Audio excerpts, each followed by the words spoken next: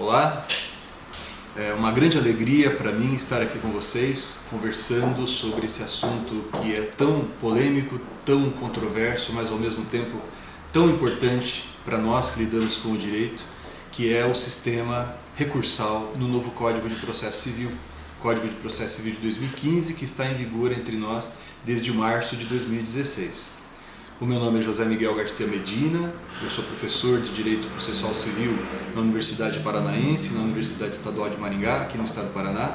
Sou advogado, tenho escritório além daqui da cidade de Maringá, de onde estamos gravando esse vídeo, né? Tenho escritório aqui em Maringá, em Curitiba, Florianópolis e Brasília. O tema recursos é um tema que me interessa muito para o meu dia a dia, que é o tema de minha predileção na advocacia, né? É aquilo que me ocupa quase que cotidianamente no meu trabalho diário, e é também um tema, digamos, que tem causado muita polêmica entre nós, né? Há vários julgados sobre esses temas sendo proferidos pelo Superior Tribunal de Justiça, há muitas controvérsias relacionadas a esse assunto na nossa doutrina.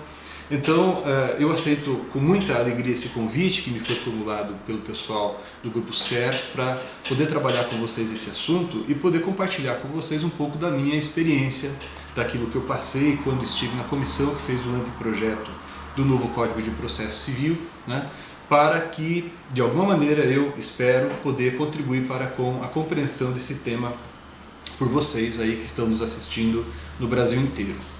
Como eu mencionei há pouco, eu participei da comissão que elaborou o anteprojeto do novo Código de Processo Civil. O anteprojeto foi elaborado por uma comissão nomeada pelo Senado Federal e essa comissão trabalhou nos anos de 2009 e 2010, né, na elaboração do anteprojeto do novo Código. O propósito da comissão, quando nós trabalhamos no então anteprojeto, foi a criação de um sistema recursal bastante singelo, bastante simples e que funcionasse, como disse, com simplicidade, né? Com poucos requintes e poucos caminhos tortuosos, né?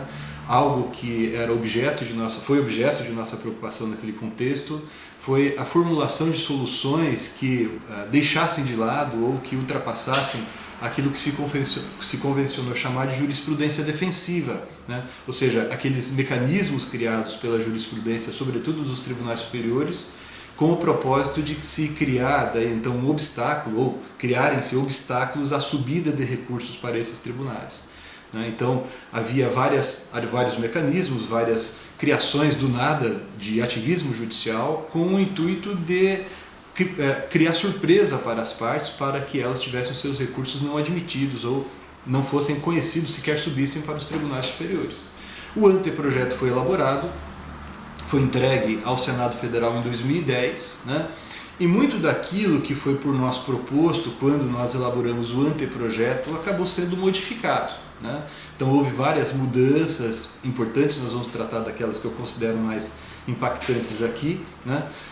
E posteriormente à aprovação do novo Código de Processo Civil em 2015, houve também uma mudança importante. A primeira reforma do Código de Processo Civil de 2015 aconteceu em 2016 e disse respeito, sobretudo, aos recursos dirigidos aos tribunais superiores, né?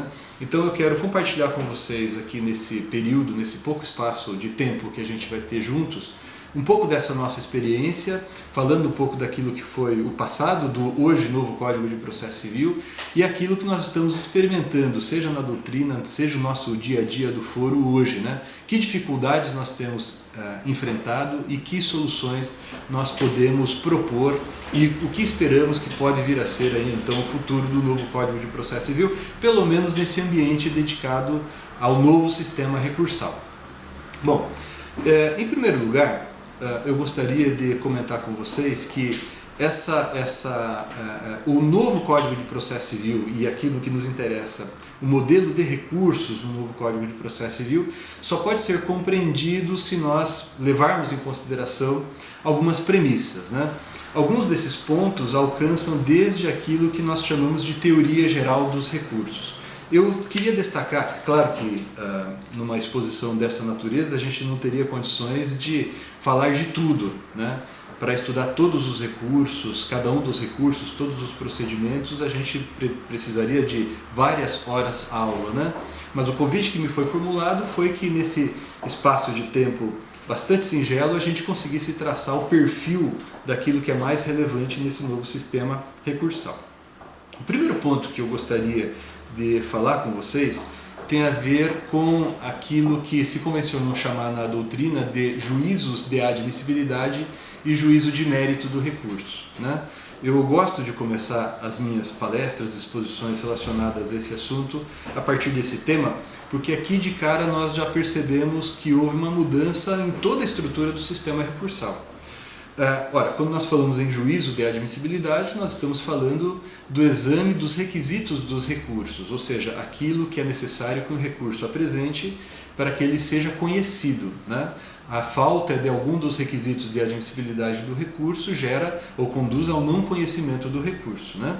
Uma vez ultrapassado o juízo de admissibilidade do recurso, nós vamos ao juízo de mérito do recurso e no juízo de mérito do recurso nós veremos se ele pode ser provido ou não provido. Bom, que aspecto que me parece relevante merece a nossa atenção quando nós falamos do juízo de admissibilidade dos recursos. Nós nos acostumamos, e eu percebo que alguns autores que escrevem sobre essa matéria ainda estão abraçados a esse modo de pensar, nós nos acostumamos dizer que quanto ao juízo de admissibilidade dos recursos só seriam possíveis duas respostas: ou o recurso é admissível ou de pronto ele não é admissível. Se o recurso não fosse admissível, então nós dizíamos, né, ou dizemos até hoje, o recurso não é conhecido. Não haveria, sob esse ponto de vista, como acontecia com a petição inicial, por exemplo, a possibilidade de emenda do recurso. Ora, nós sabemos que um dos princípios fundamentais do novo sistema recursal, do novo Código de Processo Civil, melhor dizendo, é o princípio da primazia do mérito. E assim como há o mérito da causa, há também o mérito do recurso. Ora, se nós temos o princípio da primazia do mérito da causa, nós também devemos ter o princípio da primazia do mérito do recurso, né? Se isso é assim, nós não podemos deixar de admitir um recurso de plano, se for possível a sua correção, né? Por conta disso, o Código de Processo Civil de 2015 adotou, e isso fica claro a partir do próprio artigo 932, parágrafo único do novo CPC, a possibilidade de nós emendarmos a petição recursal. Então, o artigo 932, parágrafo único do CPC, permite que o relator, né, antes de considerar inadmissível o recurso, dê prazo ao recorrente para que ele saneie o vício ou complemente a documentação exigível, né? Claro que não é todo tipo de vício que pode ser corrigido. Claro que somente os vícios sanáveis, né? É evidente que eu não posso tratar de questões atinentes à intempestividade para ser sanada nesse momento processual. Mas é uma grande mudança, porque antigamente nenhum tipo de vício que atingisse a petição de elaboração, de apresentação do recurso poderia vir a ser corrigido. Hoje não. Hoje o artigo 932, parágrafo único, estabelece, né, que é possível, que sempre que possível nós vamos determinar a emenda ou a correção da petição de interposição do recurso. Para vocês verem como esse aspecto foi levado a sério pelo legislador na elaboração do novo Código de Processo Civil, esse princípio foi reproduzido também ali no artigo 1029, parágrafo 3º do novo Código de Processo Civil. Ou seja, mesmo em se tratando de recursos extraordinário ou especial, o parágrafo 3º do artigo 1029, que é dedicado a esses dois recursos especificamente, né, permite que seja saneado o vício. Claro, não pode ser qualquer tipo de vício, tem que ser um vício que não seja considerado grave. A jurisprudência, inclusive já do Supremo Tribunal Federal, interpretando esses dois dispositivos aqui referidos, é no sentido de que apenas vícios formais, né, possam ser objeto de saneamento, né? Então não é possível, por exemplo, a apresentação de nova petição de razões recursais, né, caso a petição de interposição do recurso não tenha observado o princípio da dialeticidade, ou seja, se a parte não tenha impugnado especificamente as razões da decisão recorrida. Agora é importante observar o seguinte: eu comentei aqui há alguns minutos, quando comecei a falar desses aspectos relacionados aos recursos que um dos enfrentamentos que nós tivemos foi contra a jurisprudência defensiva, né? Aquela tendência da jurisprudência dos tribunais em criar obstáculos à admissibilidade dos recursos. Não obstante, mesmo após a entrada em vigor do novo Código de Processo Civil, nós vemos que a jurisprudência defensiva permanece forte. Um exemplo que me parece interessante é o que tem a ver com o artigo 1003 do Código de Processo Civil, parágrafo 6º. De que estamos falando aqui? O artigo 1003, parágrafo 6º, trata da possibilidade, da necessidade de eu demonstrar, quando interponho o recurso, né, da necessidade de eu demonstrar que no local em que eu estou praticando o ato de interposição é um feriado ou está a ocorrer um feriado local, né? Ora, a demonstração do feriado local se dá através de documento, né? E esse é um tipo de vício, caso eu não junte esse documento com a minha petição de interposição do recurso, nós estamos aqui diante de um vício evidentemente sanável. Mas a demonstrar como a jurisprudência defensiva permanece forte, recentemente o Superior Tribunal de Justiça manifestou-se no sentido de que, tendo em vista que há disposição específica a respeito, esse vício não pode ser sanado. Ou seja, se o recurso não se fizer acompanhar dessa demonstração da interposição, eu não vou poder complementar essa documentação posteriormente. Um outro ponto que também é interessante e que merece destaque e que ainda tem a ver com essa dicotomia com a qual nós nos acostumamos, que é o juízo de admissibilidade ao lado do juízo de mérito dos recursos, tem a ver com uma nova figura que foi inserida no Código de Processo Civil de 2015 com a reforma de 2016. Ora, com que nós estávamos acostumados até então? Nós pensávamos no juízo de admissibilidade como atividade relacionada ao exame dos requisitos de admissibilidade dos recursos e, como consequência, o recurso não é conhecido, né? Se falta algum dos requisitos de admissibilidade, ou é conhecido, como nós acabamos de mencionar, quando falta algum requisito formal, o Código de Processo Civil permite a sua correção para que o recurso seja, então, admissível e passemos daí, então, ao juízo de mérito. E no juízo de mérito, nós veremos se o recorrente tem razão, ou seja, se o recurso apresentado tem fundamento e o recurso será provido ou não provido no juízo de mérito. Então, normalmente, nós pensávamos apenas nessas duas atividades realizadas pelo órgão julgador do recurso.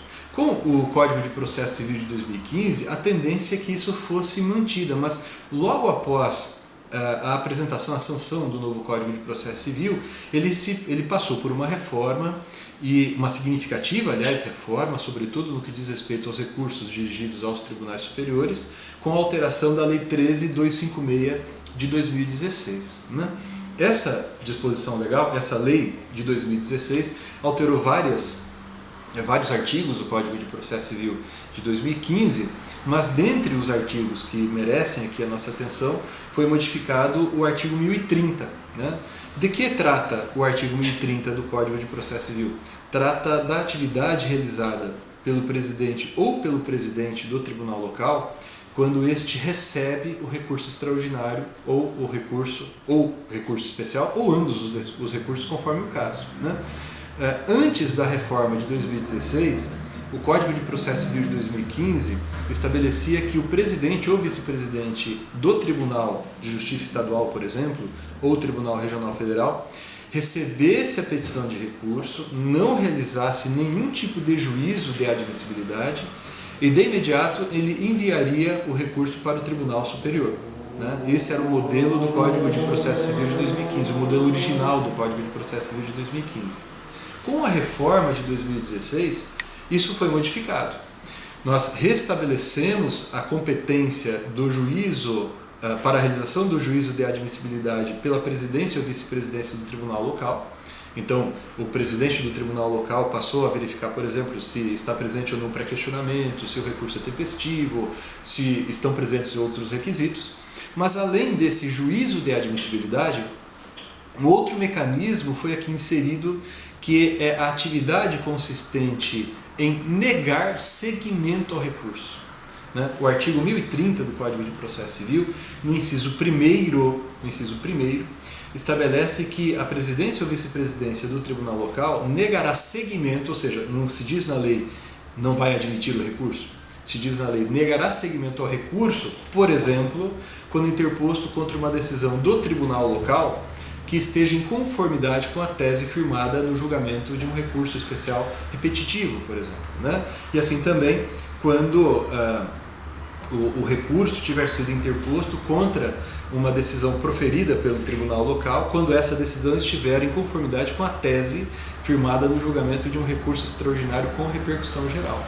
Isso aqui é uma coisa muito interessante, e abrindo um parêntese, né, embora nosso foco aqui seja o sistema recursal, nós não podemos deixar de lembrar que esse sistema recursal está inserido em todo um contexto, e um desses aspectos mais relevantes do novo Código de Processo Civil é a ênfase na jurisprudência. Mais precisamente, ênfase naquilo que muitos têm chamado de precedentes jurisprudenciais, né? Esse artigo 1030 do CPC, inciso 1º, na redação da reforma de 2016, é exemplo disso, né? O que desejam os tribunais superiores com esse tipo de modificação aqui? Que, tanto quanto possível, as questões relacionadas ao exame da conformidade, da adequação da decisão proferida pelos tribunais locais àquilo que tiver sido firmado por precedentes, que o STJ tem chamado de precedentes qualificados, pelos tribunais superiores, tudo isso seja realizado no tribunal local. Ou seja, por exemplo, se o Superior Tribunal de Justiça, no julgamento de um recurso especial repetitivo, firmou a tese de que, no sentido de que a cláusula contratual estabelecida em determinadas condições, ela é nula. Essa foi a tese firmada no julgamento de um recurso especial repetitivo, né? De acordo com o artigo 1030 do CPC, todos os recursos especiais que de alguma maneira veicularem algo contrário a essa tese, ou melhor dizendo até, desde que interpostos contra a decisão que esteja em conformidade com essa tese, né, esses recursos não terão o seguimento, né, perante o próprio Tribunal Inferior. Isso aqui é uma coisa muito interessante, e eu reitero que eu tenho notado que muito pouca gente tem prestado atenção nisso, porque quando se diz aqui na lei que a presidência do tribunal local está negando seguimento, esse negar seguimento não corresponde a não admitir o recurso, né? E isso tem muita relevância, não apenas teórica, mas também prática. A relevância teórica, dogmática, está no sentido de que nós estamos diante de um terceiro gênero aí. Eu tenho uma coisa que é o juízo de admissibilidade, outra coisa que é o juízo de mérito, e esse negar seguimento não corresponde nem ao juízo de admissibilidade nem ao juízo de mérito. Esse é o primeiro ponto. O segundo ponto é que, se fosse algo relacionado ao juízo de mérito, isso não poderia ser permitido pela lei processual. Por quê? Porque isso seria evidentemente inconstitucional. Afinal, quem tem competência para falar sobre o mérito do recurso extraordinário ou sobre o mérito do recurso especial é apenas o Tribunal Superior. Então a presidência do Tribunal Local não pode falar sobre o mérito do recurso especial. Então negar seguimento não pode ser o mérito. Por outro lado, negar seguimento na linguagem da lei não corresponde a não admitir, né? Porque se a lei dissesse que aquilo que o juízo ACO faz ao negar seguimento corresponderia a não admitir, caberia um recurso de agravo em recurso especial, previsto no artigo 1042 do CPC. E o agravo em recurso especial ou recurso extraordinário, previsto no artigo 1042 do Código de Processo Civil, ele é encaminhado diretamente ao Tribunal Superior. Ora, como nós acabamos de observar, o legislador, com a reforma de 2016, ele agiu com o propósito de fazer com que os recursos em que se discutisse a tese do repetitivo, tanto quanto possível, eles ficassem na instância local. Esse controle relacionado, a esta compatibilidade entre o que decidira o tribunal local e aquilo que é veiculado como tese no meu recurso especial, por exemplo, esse controle fica no tribunal local.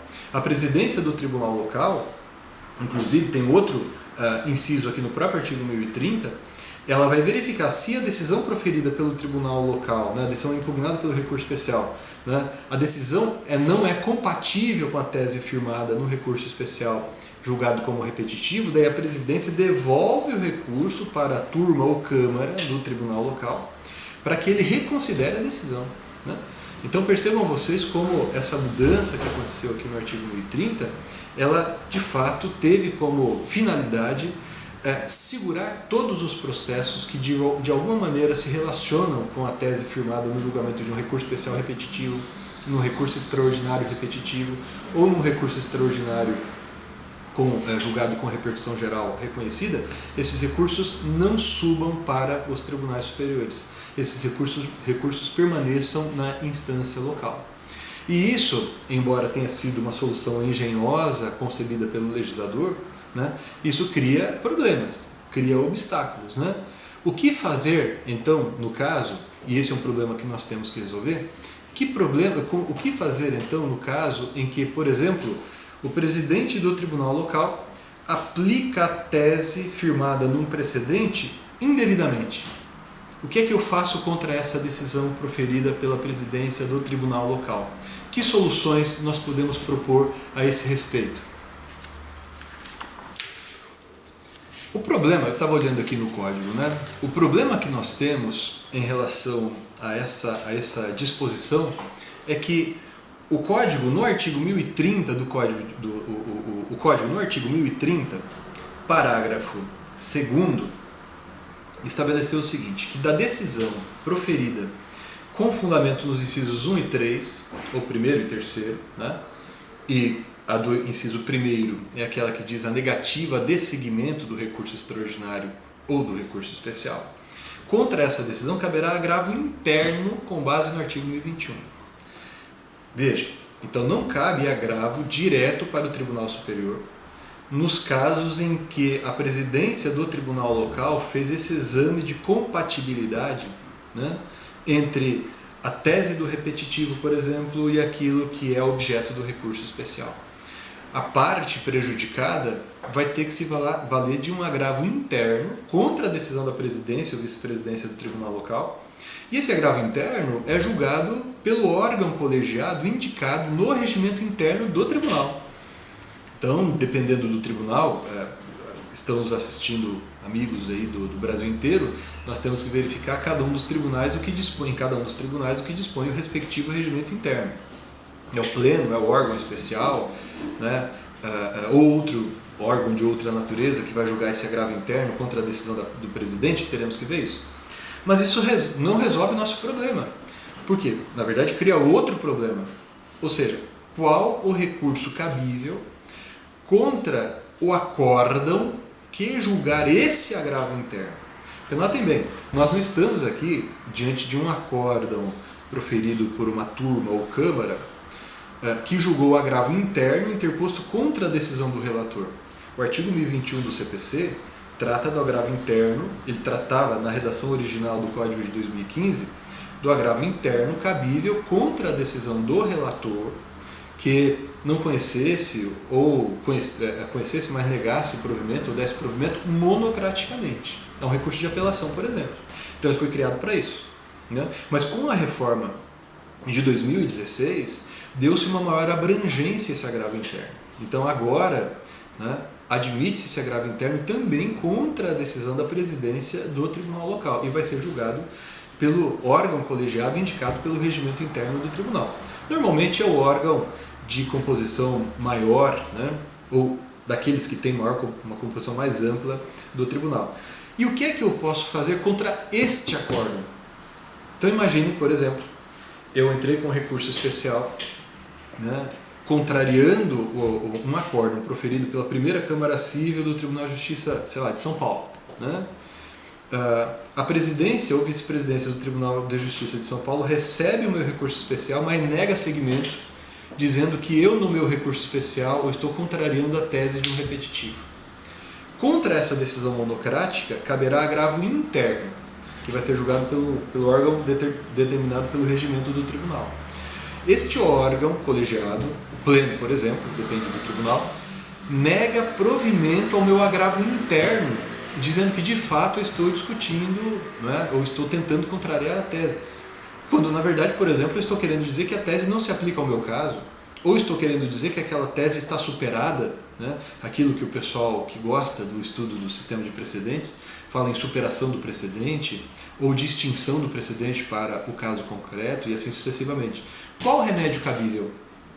Alguns autores na doutrina sustentam que caberia, por exemplo, novo recurso especial. Eu também simpatizo com essa ideia, embora considere esse modo de pensar um pouco difícil, um pouco complexo, porque já tem um recurso especial nos autos, né? Então teria um recurso especial só para fazer subir um outro recurso especial, então isso é algo muito difícil. Na jurisprudência do Superior Tribunal de Justiça, já há decisões no sentido de que não cabe recurso contra esse pronunciamento. Esse acórdão que julga esse agravo interno é um pronunciamento irrecorrível e a única saída seria a utilização da reclamação, né? E aqui já chamo a atenção para os colegas para algo muito importante e tem tudo a ver com o nosso sistema recursal, com o controle da aplicação dos precedentes no julgamento de recursos, que é a nova roupagem que a reclamação ganhou com o novo Código de Processo Civil, né? A reclamação, ela não era prevista na lei processual, ela era disciplinada em leis especiais, né? Era referida na Constituição disciplinada em leis especiais. E com o novo Código de Processo Civil, ela ganhou uma disciplina na lei processual. Então, o Código de Processo Civil hoje trata da reclamação. Antes ela era referida na Lei 8.038 de 1990, agora está no Código de Processo Civil. E além daquela finalidade que a reclamação tinha tradicionalmente, como por exemplo de preservar a competência do tribunal, evitar que o juízo do primeiro grau decidisse algo que tinha que ser objeto de julgamento pelo STJ, ou evitar que decisão de juízo de primeiro grau desrespeitasse a decisão do STJ, além disso, né, a reclamação passou a servir de importante mecanismo de correção e de até atualização da jurisprudência firmada, sobretudo das teses firmadas nesses precedentes que os tribunais superiores estão chamando de precedentes qualificados. Então, o artigo 988, que aliás também foi alterado pela reforma de 2016, passou a admitir a reclamação, por exemplo, para garantir a observância de acórdão proferido em julgamento de incidente de resolução de demandas repetitivas ou de incidente de assunção de competência, isso está no inciso 4º do caput do artigo 988, e o parágrafo 5º estabelece em seu inciso 2º que também vai ser possível a utilização da reclamação para garantir a observância de acórdão de recurso extraordinário com repercussão geral reconhecida ou de acórdão proferido em julgamento de recursos extraordinário ou especial repetitivos, né? E nesse caso, desde que esgotada a instância ordinária. Então, quando a parte faz uso do agravo interno contra a decisão da presidência do tribunal local, que, ao ver da parte, deu inteligência errônea à tese firmada no repetitivo, a parte usa o agravo interno, esse agravo interno vai ser julgado por um órgão colegiado do tribunal local, indicado pelo regimento interno, de acordo com a jurisprudência que hoje prevalece, né, não cabe recurso contra essa decisão colegiada, mas cabe reclamação. Reclamação nos termos do artigo 988, também com a redação que esse dispositivo ganhou com a reforma de 2016.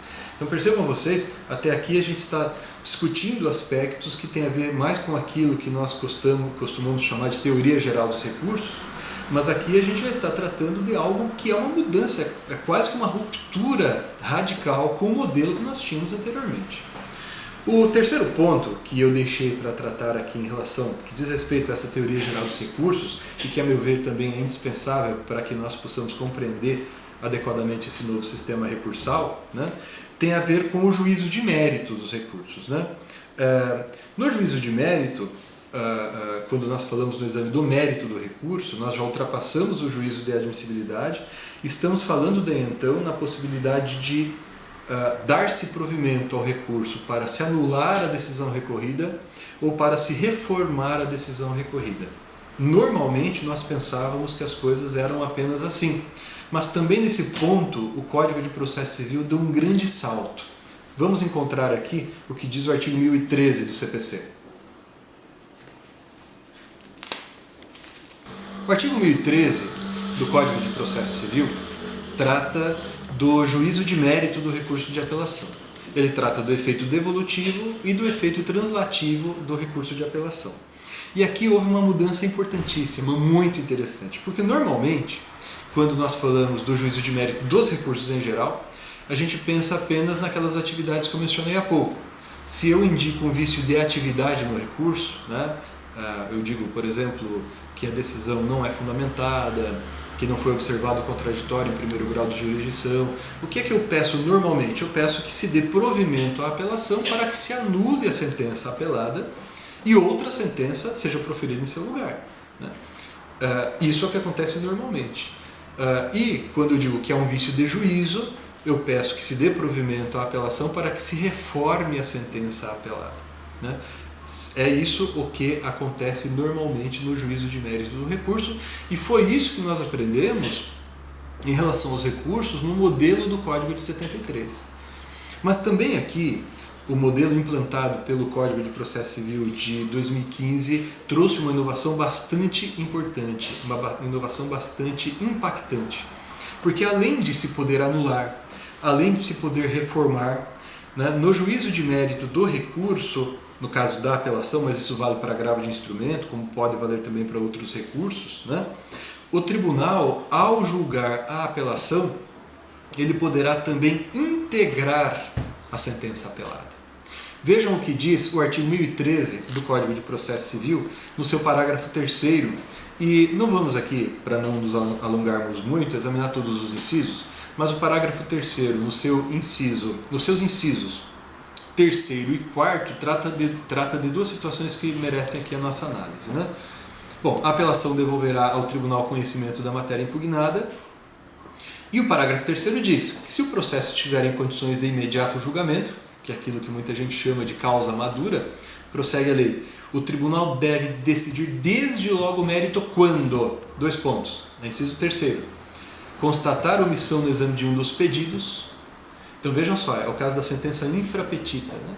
A parte pediu X e Y e o juiz julgou apenas X ou apenas Y, e o tribunal poderá julgar o pedido que não foi julgado pelo juiz de primeiro grau.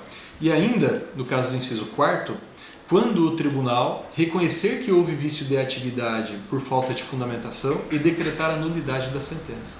Olha só que interessante, nesses dois casos, eu não estou diante de uma mera anulação, como acontecia normalmente no contexto do Código Revogado, eu não estou diante de uma mera reforma, como a gente aprendeu, né, quando a gente falava do juízo de mérito dos recursos no modelo anterior. Nesse caso, eu estou diante de algo que eu estou chamando, nos livros que eu escrevo, de integração da decisão recorrida. Ou seja, o tribunal não se limita a anular a decisão por falta de fundamentação, ele decreta a nulidade da sentença por falta de fundamentação e julga de maneira apropriada aquilo que o juiz de primeiro grau não julgara de maneira correta. Essa atividade eu não posso chamar de um juízo de mérito de reforma ou de anulação, pura e simplesmente, mas sim de integração da decisão recorrida. Então vejam só que interessante.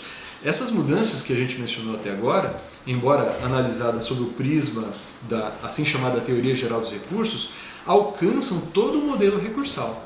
Isso que eu acabei de mencionar aqui no artigo 1013 tem repercussão também nos recursos extraordinário e especial. Por quê?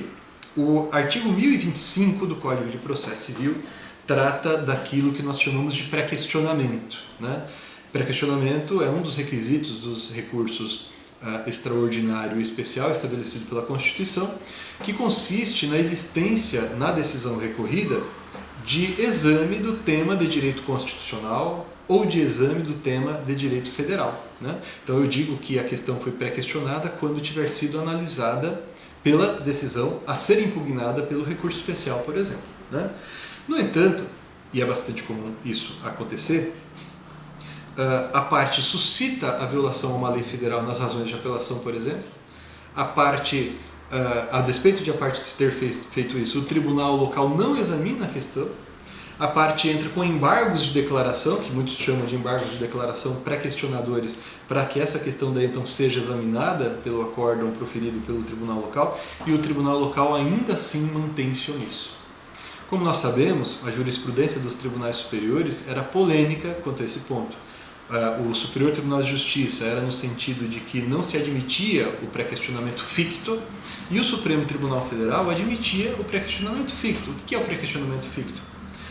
Desde que a parte houvesse interposto o recurso de embargo de declaração, ainda que esses embargos de declaração fossem rejeitados, considerava-se a questão pré-questionada, né? Houve a polêmica. Diante da polêmica, o Código de Processo Civil, no artigo 1025, ele optou pela solução então preponderante na jurisprudência do Supremo Tribunal Federal. Com base na súmula 356 da jurisprudência do Supremo Tribunal Federal, entendia-se que bastava a oposição do pré-questionamento.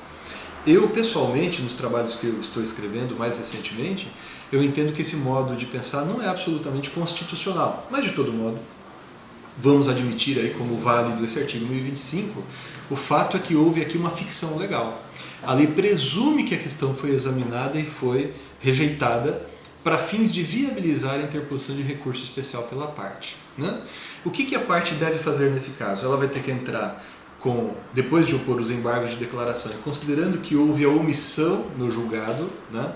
Aquela decisão que rejeitou os embargos de declaração e manteve-se, portanto, omissa sobre a questão de direito federal, a parte vai interpor o recurso especial, alegando a nulidade do acórdão por falta de fundamentação, ou seja, por violação ao artigo 1022, inciso 2º do Código de Processo Civil, e vai pedir ao Tribunal Superior, nesse nosso exemplo, o Superior Tribunal de Justiça, que, em reconhecendo a existência do vício, siga adiante, considere a questão pré-questionada e julgue a questão federal, né? Com base na tese do pré-questionamento ficto que foi adotada aqui no artigo 1025 do Código de Processo Civil, né?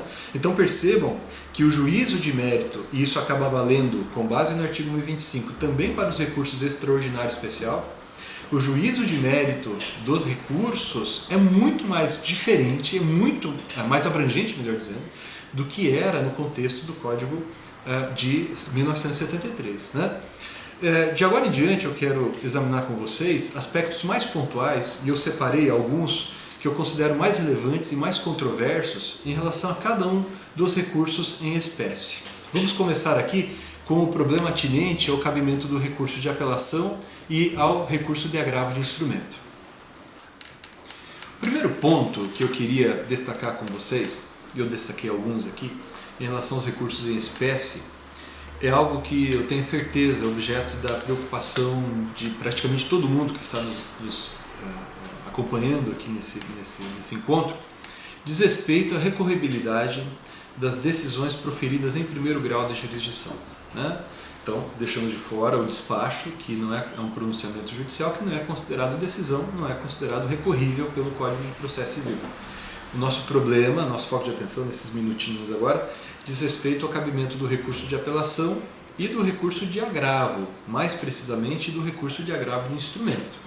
Então vamos lembrar rapidinho como é que funcionava o sistema no contexto do Código de 1973.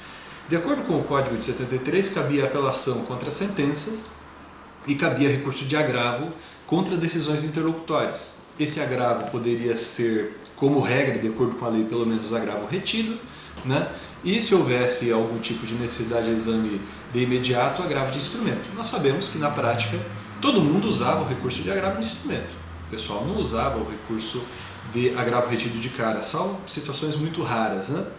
Bom, no contexto do Código Civil de 2015, quando nós estávamos elaborando o anteprojeto do novo Código de Processo Civil, houve uma discussão e a proposta que foi encaminhada foi no sentido de se concebesse um modelo de impugnação imediata apenas de dois tipos de decisão interlocutória. Aquelas que dissessem respeito ao mérito da causa, de alguma maneira, ou que não, a inadmissão da ação de alguma maneira, e as decisões de urgência. Então o modelo de recorribilidade por agravo de instrumento das decisões interlocutórias previsto no anteprojeto do novo Código de Processo Civil era extremamente restrito. E a comissão que fez o anteprojeto adotava, né, ela assumia, né, que nos casos em que não houvesse previsão do cabimento do agravo de instrumento, poderia a pessoa prejudicada se valer do mandado de segurança. O que é que aconteceu? O anteprojeto, como nós já mencionamos, foi entregue ao Congresso Nacional, e lá no Congresso Nacional eles foram alterando esse dispositivo que tratava do cabimento do agravo de instrumento, né? O artigo que hoje é o artigo 1015 do Código de Processo Civil, um artigo extremamente polêmico, né? Esse dispositivo ele trata de várias situações relacionadas ao cabimento do agravo de instrumento. As duas primeiras, aliás, são aquelas que estavam no anteprojeto do novo Código de Processo Civil, né? E as outras foram sendo incluídas. E aqui tem de tudo, né? Tem decisão sobre arbitragem, decisão sobre desconsideração da personalidade jurídica e assim sucessivamente, né? Bom, de acordo com esse modelo que acabou agora sendo implantado no Código de Processo Civil de 2015, muitas pessoas, com todo respeito, de maneira equivocada, dizem que, como regra, as interlocutórias não seriam recorríveis. E isso, meus amigos e minhas amigas, é um equívoco, porque no novo Código de Processo Civil todas as decisões interlocutórias são impugnáveis, são recorríveis. Qual é a diferença? A diferença é que em alguns casos cabe o agravo de instrumento, nos casos previstos em lei cabe o recurso de agravo de instrumento, e nos casos em que não couber agravo de instrumento, a parte poderá impugnar aquela decisão interlocutória quando for apelar contra a sentença, ou quando, por exemplo, for apresentar contrarrazões de apelação contra contrarrazões de apelação em razão do recurso de apelação interposto pela outra parte. Isso está no artigo 1009, parágrafos 1º e 2º do Código de Processo Civil. Então vejam, houve uma mudança ou uma maior restrição à recorribilidade imediata das decisões interlocutórias. Então, as interlocutórias só são imediatamente recorríveis nos casos previstos em lei. Nos casos em que a lei não prever o cabimento de imediato de agravo de instrumento contra as decisões interlocutórias, a parte poderá discutir essa questão, né, aquilo que foi objeto de exame na decisão interlocutória, em razões de apelação ou contra razões de apelação, né? Bom, essa foi a solução encontrada pelo legislador. E isso faz com que se rompam com alguns dogmas, né, com os quais a gente estava acostumado. O próprio modelo de irrecorribilidade em apartado, ou seja, de imediato da interlocutória, foi mitigado, né, por conta dessa restrição legal. E, por outro lado também, algo que a gente falava sempre de boca cheia antigamente, né, que a gente sempre dizia, a apelação, o recurso cabível contra a sentença, isso também é relativizado, isso já não é uma verdade absoluta. Porque no contexto do Código de Processo Civil de 2015, o recurso de apelação é o recurso cabível contra a sentença e contra decisões interlocutórias que não são impugnáveis por agravo de instrumento. Então eu tenho agora, além da apelação cabível contra a sentença, eu tenho apelação cabível contra decisões interlocutórias. Aquelas interlocutórias que não poderiam ser impugnadas por recurso de agravo de instrumento, essas interlocutórias poderão ser objeto de apelação. Esse é um ponto. Outro ponto, que é também bastante relevante, é o seguinte: não apenas as razões de apelação, né, podem veicular uma impugnação a uma decisão interlocutória, mas também as contrarrazões de apelação poderão veicular uma impugnação contra a decisão interlocutória. Então eu posso recorrer contra a decisão interlocutória, quando não cabe agravo de instrumento, junto com as razões com as quais eu estou impugnando a sentença, e além disso, quando eu estiver apresentando contrarrazões de apelação, eu também posso impugnar aquela decisão interlocutória.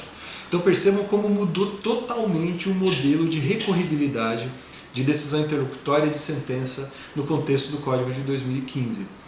Eu, com todo respeito àqueles que trabalharam no projeto durante a sua tramitação, né, eu considerava o modelo originário do anteprojeto mais simples. De todo modo, é o modelo que nós temos, né? Bem ou mal é o modelo que nós temos, e nós temos que tentar encontrar um modelo apropriado de interpretá-lo do melhor jeito possível para que ele funcione bem. Esse sistema que foi adotado pelo Código de 2015, quanto ao cabimento do agravo de instrumento, tem gerado muitas controvérsias. Eu vou conversar com vocês aqui agora a respeito de algumas delas que são as que têm gerado mais problemas, por assim dizer, no nosso dia a dia.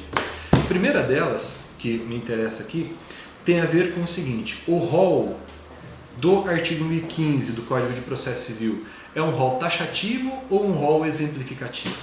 Eu defendo nos meus trabalhos, aqui no Código de Processo Civil comentado e também no curso de Direito Processual Civil Moderno, que também escrevi com uma perspectiva mais didática para estudantes de graduação e pós-graduação, que esse rol é taxativo, né?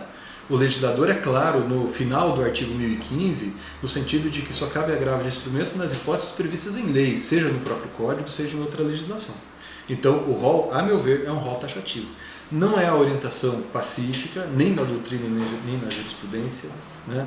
Há autores que dizem que o rol é meramente exemplificativo, e essa orientação, a meu ver, é errônea. Porque se eu digo que o rol é meramente exemplificativo, não teria sentido haver a previsão de um rol aqui. Mas há outros problemas que devem ser por nós resolvidos.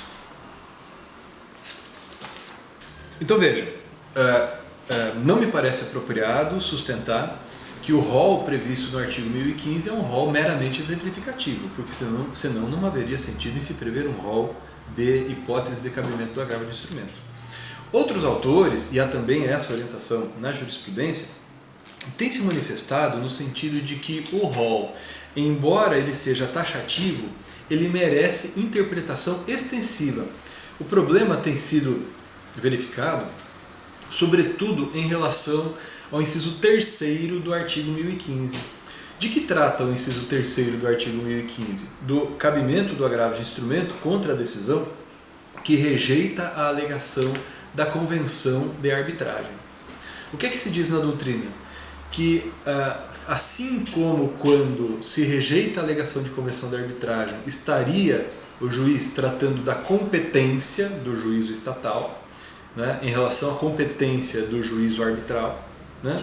Semelhantemente, nos casos em que o juiz decide sobre competência territorial, entre divergência entre juízes de territórios diferentes, a divergência entre juízo da competência entre o juízo federal e o juízo estadual, etc., também nesse caso deveria ser cabível o recurso de agravo de instrumento. Eu pessoalmente sou contra esse modo de pensar, eu já escrevi nesse sentido nos meus 2 trabalhos, né? Esse aqui é um pouco mais prático, mais para o dia a dia, mas também nesse que é um pouquinho mais teórico, com mais linhas doutrinárias, etc., teses, etc. Mas nos 2 eu manifestei esse meu ponto de vista, ou seja, no sentido de que não vai caber agravo de instrumento contra a decisão relacionada à competência, né? Por conta dessa perspectiva relacionada ao rol. Mas reconheço que há divergência na doutrina sobre esse assunto e há divergência na jurisprudência também, né? Se vocês pesquisarem a jurisprudência do Superior Tribunal de Justiça, vocês vão identificar julgados nos 2 sentidos. Há hoje decisões admitindo, do Superior Tribunal de Justiça, admitindo agravo de instrumento contra a decisão de primeiro grau relacionada à competência e outras dizendo que esse recurso não é admissível nessa hipótese, né? O assunto ainda pende de resolução pela jurisprudência da STJ, está em debate pelo Superior Tribunal de Justiça ainda, mas me parece que não é adequado sustentar teses como eu vejo alguns defendendo. Então há colegas, por exemplo, que dizem que se a parte entra ou interpõe o recurso de agravo de instrumento e o tribunal entende que o agravo de instrumento não é admissível, por exemplo, nesse caso, em razão da competência, né, decisão relacionada à competência, ela não poderia discutir esse assunto de novo em razões de apelação, né, não poderia debater isso de novo em razão da apelação, porque já teria recorrido contra para discutir esse assunto e teria então se dado a chamada preclusão consumativa. Então ela não poderia recorrer de novo.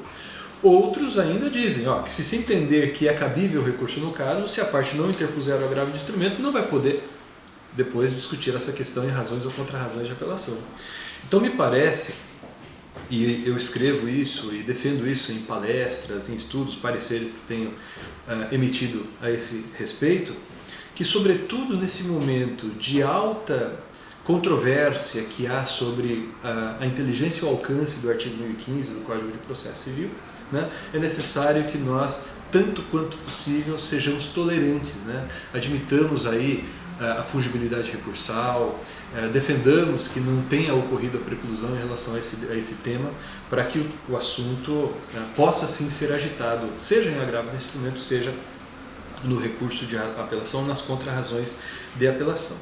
Agora, eu gostaria de dar mais uma palavrinha aqui aqui com vocês em relação ao âmbito de recorribilidade contra decisões interlocutórias em razões ou contra-razões de apelação.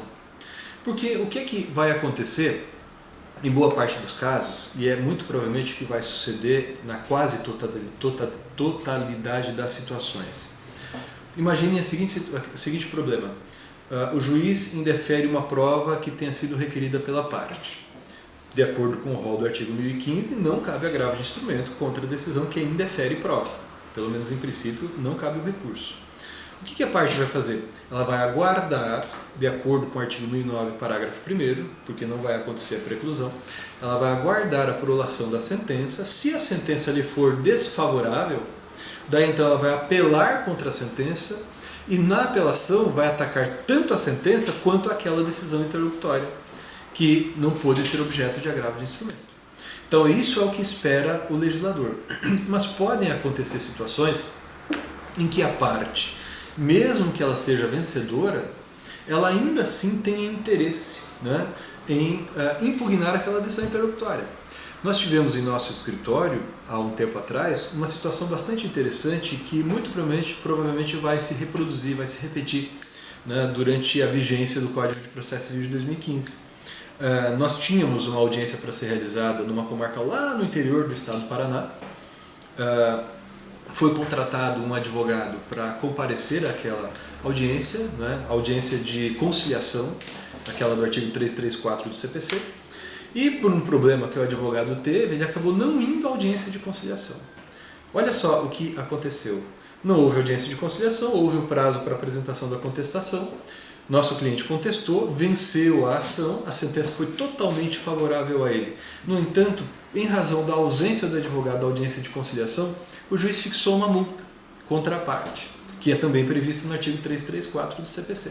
Olha só que interessante, nesse caso, a parte, embora a sentença lhe tenha sido favorável, ou seja, ela é vencedora, e portanto não teria interesse em apelar contra a sentença, a parte ainda assim tem interesse em interpor recurso, né, contra aquela decisão interlocutória. E essa decisão interlocutória não pode ser impugnada pelo agravo de instrumento. O que a parte pode fazer então? A parte pode apelar contra a interlocutória no prazo de que disporia para apelar contra a sentença, né? Então é uma situação inusitada que surge com o Código de Processo Civil de 2015, que consiste na possibilidade, que não tem outra saída, de a parte apelar contra uma decisão interlocutória, embora não tenha interesse em apelar contra a sentença, porque ela foi vencedora.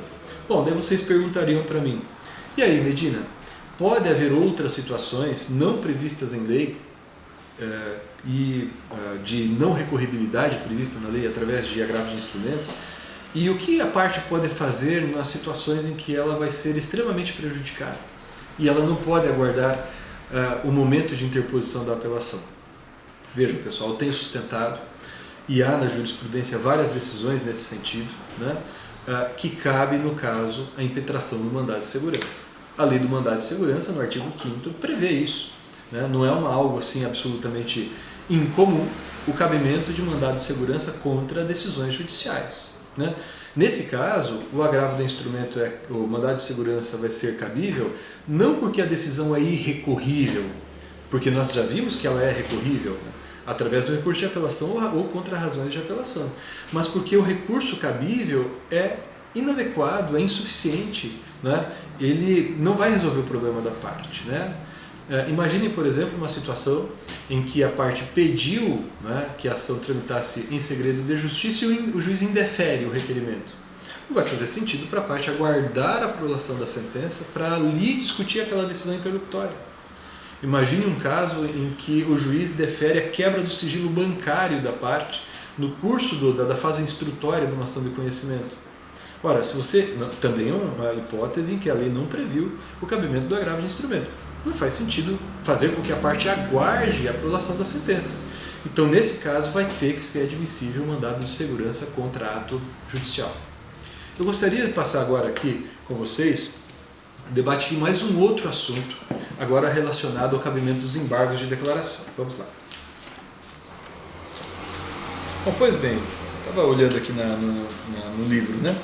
a questão atinente ao cabimento dos embargos de declaração. O recurso de embargo de declaração, e eu vou finalizar essa minha discussão com vocês sobre esses assuntos polêmicos, né, sobre o novo CPC, ele ganhou uma roupagem bastante interessante, né? Não por causa do recurso em si, que também teve uma reforma em sua estrutura, em seu modo de apresentar, mas por conta do conceito de omissão, que foi muito ampliado no conceito previsto aqui no parágrafo único do artigo 1022. Eu falei agora há pouco com vocês sobre a importância do recurso de embargo de declaração, sobre a importância da relação entre o sistema do Código de Processo Civil de recursos, né, e a observância dos precedentes. E os embargos de declaração, quando eles tratam aqui, quando o artigo 1022 trata dos embargos de declaração fundados em omissão, o Código de Processo Civil previu, no parágrafo único, né, incisos 1º e 2º, uma hipótese específica de omissão, né, que se dá quando a decisão não é suficientemente fundamentada, em razão do parágrafo 1º do artigo 489, e também no caso em que a decisão deixa de se manifestar sobre tese firmada no julgamento de casos repetitivos ou incidente de assunção de competência, né? Então veja só que interessante. Nesse caso do inciso 1º, falta de exame de caso repetitivo ou de assunção de competência, que são situações que, de acordo com a lei, o juiz vai ter que falar de ofício, o recurso de embargos de declaração serão admissíveis, ainda que a parte não tenha suscitado a tese anteriormente, né? Eu procurei, meus amigos, minhas amigas, discutir com vocês nesses minutos, que para mim passaram muito rápido, espero que para vocês também, né, assuntos, aspectos mais controversos nesse momento, né, relacionados ao sistema recursal. Eu fico à disposição de vocês para discutir quaisquer outros assuntos, né? Eu trato com mais vagar desses livros e aqui em outros livros relacionados à matéria. Vocês podem me procurar nas redes sociais, no Facebook, no Twitter, no Instagram, né? Eu sempre estou discutindo ali esses assuntos também, eu fico à disposição de vocês. Eu agradeço mais uma vez a gentileza do convite a todos e a todos vocês a atenção. Um abraço e obrigado.